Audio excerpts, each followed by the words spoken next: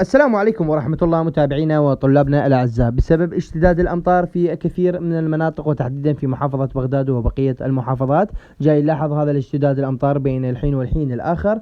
قد يكون هنالك تعطيل للدوام وتأجيل الامتحانات الشفوية لعدد كبير، وأيضا الامتحانات التحريرية لعدد كبير من الطلاب المراحل المنتهية وغير المنتهية، مما يستفسر الطلاب هل يوجد يوم غد عطلة أو لا. طبعا لحد الآن هو دوام رسمي ولا يوجد هنالك أي تعطيل، وإذا استمر بهذا الكم الهائل من الأمطار واستمرار الأمطار قد يكون هنالك تعطيل. فبالنسبة لمحافظة بغداد، بالنسبة لبقية المحافظات الديوانية، ذي قار، النجف، كربلاء، يعني كل المحافظات الجنوبية، كل اللي عليكم أن تشتركون في قناة التليجرام. طبعا كلنا نعرف قناة التليجرام تنشر لكم أخبار أول بأول بأفضل تفاصيلها وفي خصوص العطل، لأن كلنا نعرف الأوضاع في العراق من ناحية الأمطار ومن ناحية التماس الكهربائي، مما ينذر بخطر كبير للطلاب بما شابه ذلك بإذن الله.